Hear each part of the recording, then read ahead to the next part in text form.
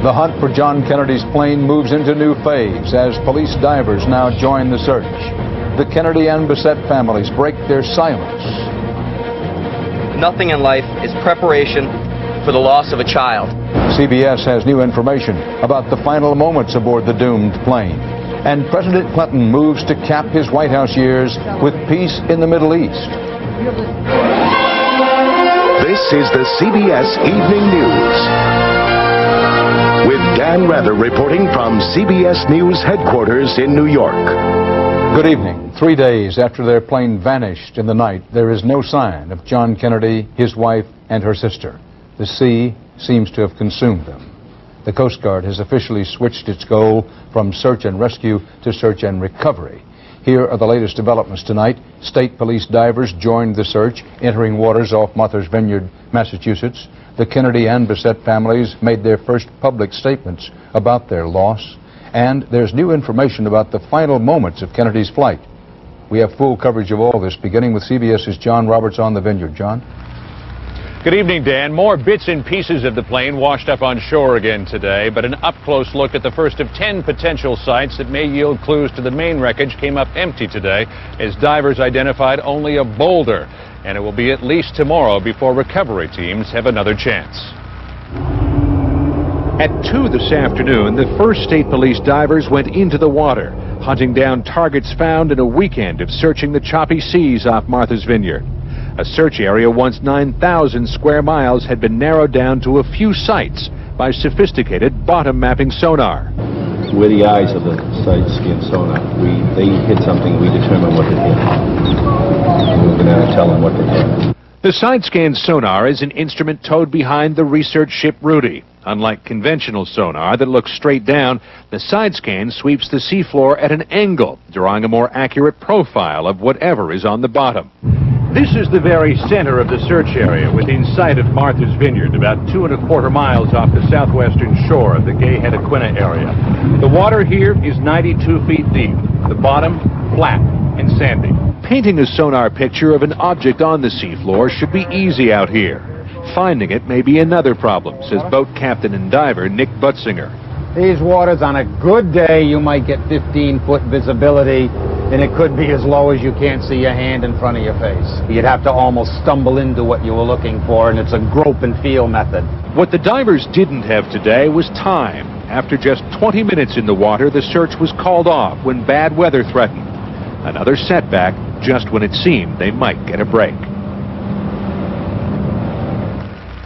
But the rain and thunderstorms here are expected to clear overnight, and divers are hopeful that they will have another opportunity to check out more promising sites at first light tomorrow. Dan? John Roberts in the rain on Martha's Vineyard. Investigators still don't know what went wrong aboard Kennedy's plane Friday night, but CBS's Bob Orr in Washington does have some new information about that, about the final moments of the flight. Bob, what is the latest?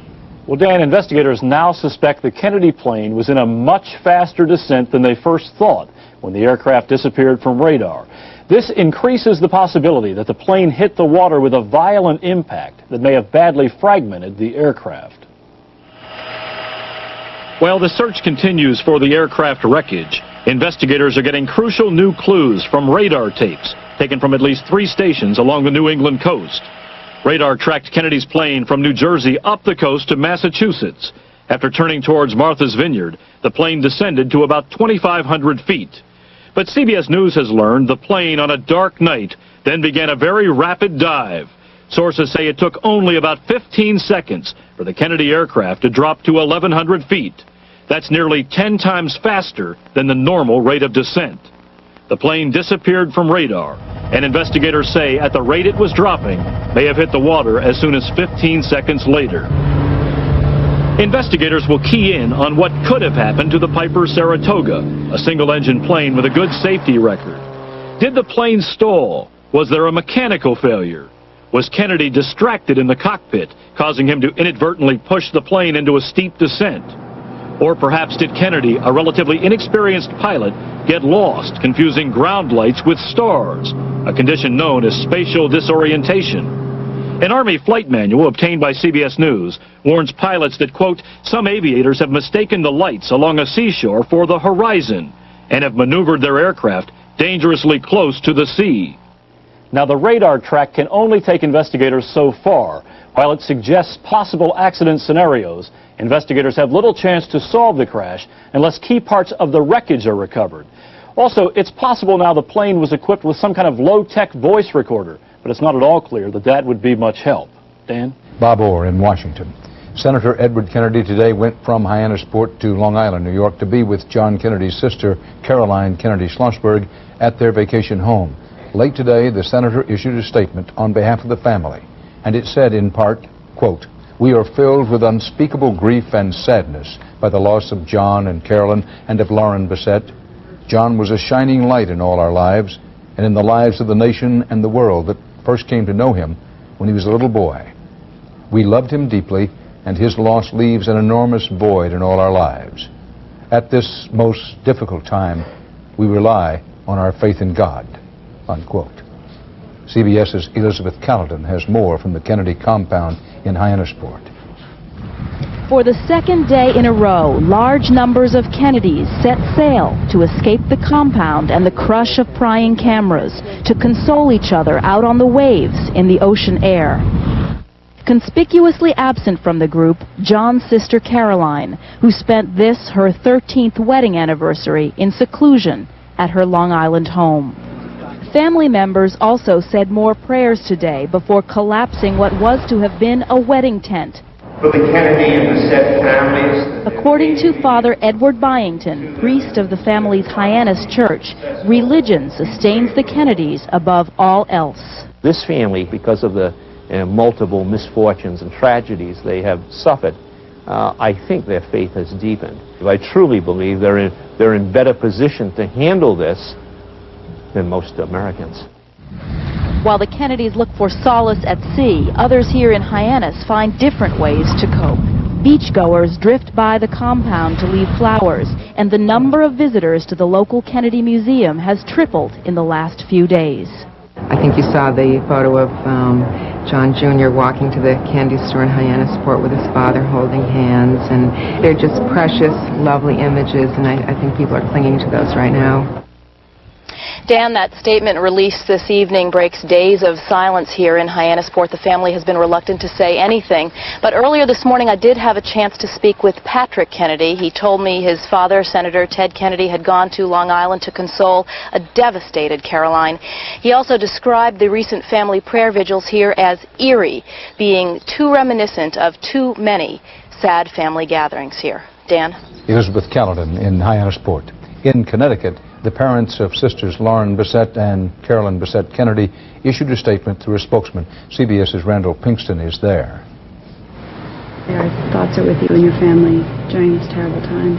In the tight-knit village of Old Greenwich, home to the parents of Lauren Bissett and Carolyn Bissett Kennedy, florist Jerry Pfeiffer is preparing tributes for a community expressing its sorrow. They're just almost putting it in my hands to do what I can and express their token of sympathy with flowers. Despite Carolyn Bissett's celebrity marriage and the white-hot glare of media publicity, her family and parents avoided the spotlight and continue to do so throughout this crisis. But today, once the rescue mission changed to recovery, the family broke its silence, releasing a statement through a spokesman. John and Carolyn were true soulmates, and we hope to honor them in death in the simple manner in which they chose to live their lives. We take solace in the thought that together they will comfort Lauren for eternity. The two sisters grew up in this wealthy New York suburb. Lauren became an investment banker working in Hong Kong. She was very determined to succeed, and she had really advanced herself rather quickly. Lauren's youngest sister Carolyn became the star of the family when she married John F. Kennedy Jr. Even in parochial high school, her popularity foreshadowed her future. Deborah Lamoureux was a classmate. Ultimate beautiful person, Carolyn Bissett. Yeah. You voted for her too? Yeah, we all voted in this. Her parents said Lauren, Carolyn, and John F. Kennedy Jr. embodied love and a passion for life. Now it is their eternal legacy. Randall Pinkston, CBS News, Greenwich, Connecticut. Still to come on the CBS Evening News, President Clinton and Israel's new leader push for peace in the Middle East. What pilots say about the type of Piper plane John Kennedy Jr. flew. And the torch of the immediate JFK family passes now to John Jr.'s older sister, Caroline Kennedy Schlossberg. At the White House today, President Clinton talked Mideast peace with Israel's new leader and hosted the U.S. women's soccer champions. But the president took time out to talk of his personal feelings for the Kennedy family and the family's tragedy. Let me say that John Kennedy and his sister and later his wife were uncommonly kind to my daughter and to my wife, and this has been a very difficult thing for us personally as well as because of my position. They are very strong people, and I think they're carrying on as well as any human beings could, but they need the support and prayers of our country. Americans everywhere turn to each other today to talk about the latest Kennedy tragedy and the recurring theme of loss. Some also made their way to the scenes of past chapters in the Kennedy family history, as Jim Axelrod reports. This was one of those mornings when the national conversation sounded identical from coast to coast. I cannot believe this family, you know, the bad luck that they have had. On every block of every city, it seems like some kind of family curse or something has been put on them. People talked of another weekend spent absorbing another Kennedy tragedy. It brought back the memories, the father and the son. Trying to understand how the loss of someone they never met can hurt so much. Since we don't have royalty in this country, I guess he met some of those needs. But this city, in this block, is no ordinary place to consider this latest Kennedy tragedy.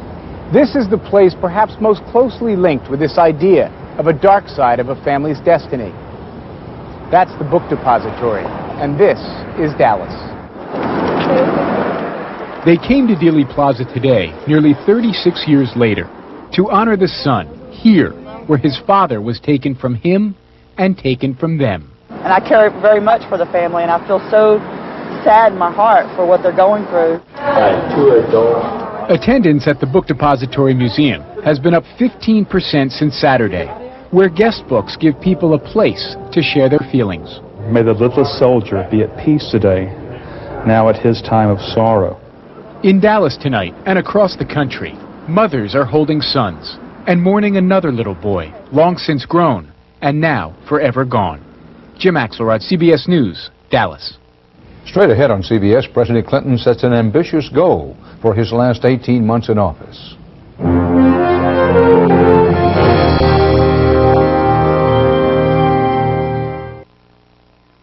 The Kennedys and the Bessetts are not the only American families dealing with a sudden and tragic loss tonight. 2 young American soldiers were killed in Kosovo in an apparent accident when their armored vehicle overturned. Their bodies were flown tonight to a U.S. air base in Germany. Names of the 2 have not yet been released. They are the first American peacekeepers to die inside Kosovo. President Clinton and Israel's new leader announced a major campaign for peace in the Middle East today. They say they will meet every 4 months for the rest of President Clinton's term to push for a comprehensive settlement. CBS's Scott Pelley reports from the White House. Scott? Dan, it is the president's cherished goal to achieve some sort of a breakthrough in the Middle East before he leaves office in 18 months. Mr. Clinton believes the new Israeli Prime Minister, Ehud Barak, is just the partner who can help him do it. I believe the Prime Minister is ready to move forward decisively, and America is clearly ready to help in any way we can. In the news conference, Prime Minister Barak said he is ready to make painful compromises. He will start by implementing the stalled Wye River peace agreement with the Palestinians that trades land for peace. But he also reached out today to all Arab neighbors, even Syria. We will leave no stone unturned in our efforts to reinvigorate the process, which must be based upon direct talks between the parties themselves and conducted in an atmosphere of mutual trust. When Barak talks of peace, he speaks with moral authority in Israel. He was Israel's most decorated general, and he led the raid that killed the terrorists who planned the 1972 massacre of Israeli Olympic athletes. Now, in his role as peacemaker, Barak said today that he will open peace negotiations with all of Israel's neighbors simultaneously. But of course, there's a very long way to go. There has been little serious discussion of the most difficult issues, such as water rights, the future of Jerusalem, and whether there will ever be a Palestinian state. Dan? Scott Pelley at the White House. Thanks. On the CBS Worldwide Market Watch, the U.S. government said today it will slap 100% tariffs next week on a wide range of European goods, doubling their cost to American consumers. These tariffs are payback for Europe's ban on U.S. beef treated with growth hormones. On Wall Street, the Dow pulled back from its record high, closing down 22 points. New research on a rarely used 30-year-old drug has shown it's so effective at treating heart failure, the New England Journal of Medicine wants doctors and patients to know about it even before the research is published in September. The drug Aldactone reduced heart failure deaths by nearly 1/3. Up next on the CBS Evening News, the Piper model John Kennedy Jr. was flying. What pilots have to say about it? A Kennedy family legacy, the big U.S. push into space, also includes this woman tonight, Eileen Collins, first woman commander of a space shuttle mission scheduled for liftoff a little after midnight. The main payload aboard Shuttle Columbia this time, the 50,000-pound Chandra X-ray telescope, the heaviest payload ever. The most detailed look ever tonight at one possible future space destination for humans, Mars. The Mars Global Surveyor reveals the lead planet is indeed a very complicated system of sand dunes, frosts, craters, even ice clouds over ancient volcanoes. Details you need to know, especially if you ever wanted to send humans to the red planet. Of course, the reality of flight, even general aviation, is that an exhilarating yet sometimes risky business. Case in point, the so-called SUV of the sky that John Kennedy Jr. was flying. CBS's Byron Pitts has more about the Piper in question and what pilots say about it. Fans of the Saratoga single-engine Piper call it a flying Suburban. Wider, faster than other models, it's the $500,000 choice of experienced pilots. You fly over water routinely, aren't you, Tony? Yes, I do fly over water routinely. A businessman in South Florida, Michael Browser, has flown his for 8 years, but never at night over water. At night, you got to imagine that you have pitch darkness, and you do not have any of these visual references to keep you level. This is not a hot dog airplane. It's an With 40 years in aviation, Roy Lopresti remodels Pipers and says the Saratoga is in high demand. The person who's probably going to have this airplane is a party who is a full-time businessman who used the airplane partly for business and partly for pleasure. The growing economy and some changes in liability laws have helped to increase travel in private planes by 20% in the last 5 years. Piper, the manufacturer of the Saratoga John Kennedy Jr. was piloting, built 76 of that model last year and sold them all. The company said it can't build enough of them. Michael Browser flies his family from Fort Lauderdale to the Bahamas on weekends, approximately the same distance the Kennedys travel to the Vineyard. At his level of experience, would you have been flying this kind of plane at night over water? Negative. Browser calls his Saratoga a luxury plane only as reliable as the pilot at the controls. Byron Pitts, CBS News, Vero Beach, Florida. Next on the CBS Evening News, the JFK children. Before there was John, there was Caroline. Now, apparently, only Caroline. 13 years ago today, Senator Ted Kennedy gave the bride away, his assassinated brother John Kennedy's only daughter, Caroline. Today, on Caroline Kennedy Schlossberg's 13th wedding anniversary, the senator joined her at her home to comfort her and her family. CBS's Anthony Mason has more about the woman we all watched grow up. This is my daughter, Caroline Kennedy, who's 2 years old. Can you say good morning? She's never sought the spotlight, but Caroline Kennedy will be in it again now as the last heir to her father's legacy. It is a position of a certain extreme anguish, isolation. Historian Arthur Schlesinger Jr. is a family friend. I'm just so glad her mother was not around. She would have been so devastated. Jacqueline Kennedy cloistered her 2 children after their father's assassination. She was just determined that these kids should have as normal a life as possible. Jackie's great victory was to bring up a couple of thoroughly unspoiled children. From the beginning, Caroline and John were very close.